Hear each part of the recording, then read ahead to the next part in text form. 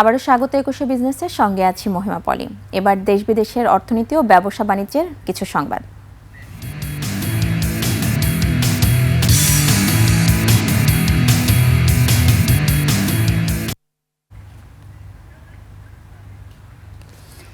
আগ্রাসীভাবে dollar কিনছে Bangladesh bank. প্রায় প্রতি সপ্তাহেই ব্যাংক ব্যবস্থা থেকে প্রচুর ডলার কেনা হচ্ছে।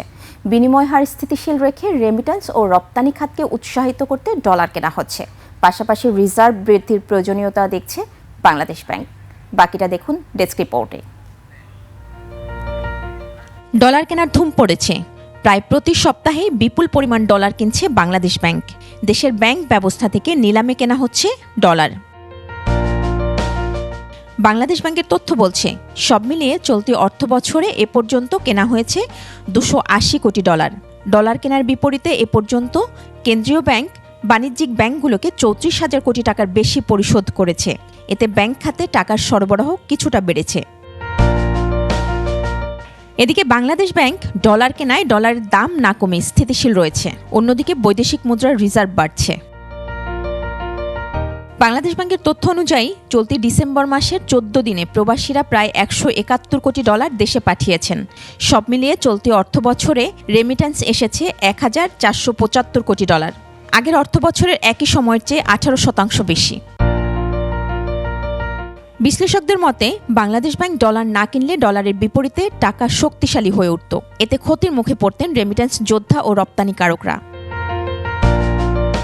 মহিমা পলি, ডেস্ক রিপোর্ট, একুশে টেলিভিশন। আলু রোপণের ভরা মৌসুমে সার সংকটে কুড়িগ্রামের কৃষকরা ডিলারদের কাছে পাচ্ছে না চাহিদা মতো সার। বাধাগ্রস্ত হচ্ছে আলু বীজ রোপণের কাজ, ব্যাহত হচ্ছে সবজির আবাদও। কুড়িগ্রাম প্রতিনিধি আতাউর রহমান বিপ্লবের তথ্যচিত্রে ডেস্ক রিপোর্ট। মাঠে ব্যস্ত কৃষক, পুরোদমে চলছে আলু রোপণের কাজ। লক্ষ্য গতবারের লোকসান কাটিয়ে লাভের মুখ দেখা, কিন্তু সার সংকটে বিপাকে তারা। সদর উপজেলার কাঁঠালবাড়ি ইউনিয়নের কৃষকরা জানান, বিভিন্ন ডিলার পয়েন্টে গিয়ে অনুরোধ করেও প্রয়োজনীয় সার পাচ্ছেন না তারা। খুচরা দোকানে কিছু পাওয়া গেলেও দাম অনেক বেশি। কদিন থেকে সার খুঁজতে খুঁজতে হয়রানি, পরে বিএসএফ রিং দিলাম, সেও বলতেছে এখন উপজেলায় যোগাযোগ করা লাগবে। 22 টাকার সার 32 টাকা নিয়েছি, তাহলে 10 টাকা কেজি প্রতি আমার বাড়তি গেছি। গত তুলনার চেয়ে এবার দাম অনেক বেশি, 30 থেকে 32 টাকা, 60 টাকা বেড়েছে 35 টাকা। শুধু কাঁঠালবাড়ি নয়, পুরো জেলার চিত্র প্রায় অভিন্ন। কৃষকরা জানান, আলু চাষে শুরু থেকে 3 ধাপে ইউরিয়া, টিএসপি ও এমওপি মিলিয়ে একরে 6 থেকে 8 বস্তা সার প্রয়োজন। 3 বার সার প্রয়োগ করি। জমি চাষের সময় একবার, বলকের সময় একবার, কান্দি দেওয়ার সময় একবার, 3 বারে মোট 12 বস্তা সার লাগে। এই জমির মধ্যে টিএসপি দেওয়া হয়, পটাশ দেওয়া হয়, ডিএপি দেওয়া হয়। হ্যাঁ, এটা আছে ওটা নাই, ওটা থাকতে ওটা নাই, এইভাবে তো হুড়িয়া করছে। এই জমির মধ্যে টিএসপি সার দিবের পাই নাই। সংকটের কথাও অস্বীকার করে কৃষি অফিস বলছে, মাসিক বরাদ্দ ডিলারের কাছে পৌঁছাতে কিছুটা সময় লাগায় সাময়িক সমস্যা হতে পারে। প্রতিটি ডিলারের বিপরীতেই পর্যাপ্ত পরিমাণে বরাদ্দ রয়েছে, সার সরবরাহ স্বাভাবিক রয়েছে এবং ডিলারদের সার উত্তোলনও অব্যাহত রয়েছে। তো আমার সকল ডিলার সার উত্তোলন করলে আশা করি কৃষকদের মনে যে ভয়, সেটা দূরীভূত করা সম্ভব হবে। চলতি মৌসুমে জেলায় আলু চাষের লক্ষ্যমাত্রা নির্ধারণ করা হয়েছে 7,000 হেক্টর। সমর ইসলাম, একুশে টেলিভিশন। চীনের সবজির আবাদ হচ্ছে বাংলাদেশের গাজীপুরে। এই চাষাবাদের সফলতা পেয়েছেন স্থানীয় 3 কৃষক। 5 বিঘা জমিতে আবাদ করে লাভবান হচ্ছেন তারা। আর এই সবজি চাষে কারিগরি সহায়তা দিচ্ছে কৃষি সম্প্রসারণ বিভাগ। গাজীপুর প্রতিনিধি অপূর্ব রায়ের পাঠানো তথ্যচিত্রে ডেস্ক রিপোর্ট। অন্যান্য সবজির চেয়ে চায়না সবজি চাষ সহজ ও লাভবান হওয়ায় গাজীপুরের কালিকোট লতিফপুর এলাকায় 5 বিঘা জমি ভাড়া নিয়ে চাষাবাদ করছেন স্থানীয় 3 কৃষক। চাষ হচ্ছে চীনের নানা সবজি, চাইনিজ ক্যাবেজ, চাইনিজ পাতা, বানচিং, ভ্যাসেলিন পাতা সহ 8 প্রজাতির সবজি। এসব সবজি 1 থেকে 1.5 মাসের মধ্যে বিক্রি করা যায়। প্রায় প্রতিটি সবজি বাজার মূল্য 1000 থেকে 1500 টাকা কেজি।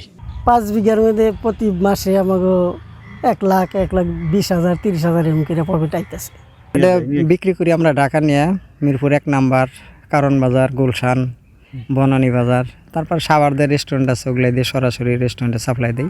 উচ্চমূল্যে ফসল উৎপাদনে কারিগরি সহায়তা দিচ্ছে বলে জানান এই কৃষি কর্মকর্তা। আর আমরা এই ধরনের যে উচ্চ মূল্য ফসল উৎপাদনের জন্য যে কোনো ধরনের কারিগরি সহযোগিতা, বায়োপেস্টিসাইডের অ্যাপ্লিকেশন, তাদের যে এই চাষাবাদের সম্পর্কে যে কোনো ধরনের দক্ষতাগত যে সহযোগিতা আমরা দেওয়ার চেষ্টা করি। সম্ভাবনাময় এসব বিদেশি সবজি চাষে কৃষকদের উৎস দিন দিন বাড়ছে। সুমন সিদ্দিকী বাবু, 21 টেলিভিশন। জানাবো এশিয়ার প্রধান শেয়ার বাজারের খবর। সূচকের মিশ্র প্রবণতা দেখা যাচ্ছে এশিয়ার বেশিরভাগ পুঁজিবাজারে। জাপানি শেয়ার বাজার নিকি সূচক 15 পয়েন্ট বেড়ে দাঁড়িয়েছে ৪৯,৩৯৮ পয়েন্টে। বেড়েছে হংকংয়ের শেয়ার বাজার হ্যাংসেংয়ের সূচক। হ্যাংসেংয়ের সূচক 12 পয়েন্ট বেড়ে অবস্থান করছে ২৫,২৪৭ পয়েন্টে। কমেছে সিঙ্গাপুর এসটিআই এর সূচক, এটি 11 পয়েন্ট কমে অবস্থান করছে ৪,৫৬৮ পয়েন্টে। চীনের শেয়ার বাজার সাংহাই কম্পোজিট ইন্ডেক্স অবস্থান করছে ৩,৮২৮ পয়েন্টে, যা আগের দিনের চেয়ে 3 পয়েন্ট বেশি। বোম্বের সেন্সেক্স 30 ইন্ডেক্সকে দেখা যাচ্ছে নিম্নমুখী প্রবণতায়। সেন্সেক্সের সূচক ১০৭ পয়েন্ট কমে অবস্থান করছে ৮৪,৫৭২ পয়েন্টে। কমেছে থাইল্যান্ডের থাই স্টক এক্সচেঞ্জের সূচক, এটি 1 পয়েন্ট কমে অবস্থান করছে ১,২৫৯ পয়েন্টে। দর্শক, নিচ্ছি ছোট্ট একটা বিরতির পর দেশের ব্যবসা বাণিজ্য ও অর্থনৈতিক পরিস্থিতি নিয়ে আমরা কথা বলবো মাইক্রোফাইবার গ্রুপের পরিচালক ডক্টর মোহাম্মদ কামরুজ্জামান কায়সারের সঙ্গে। ততক্ষণ সঙ্গেই থাকুন।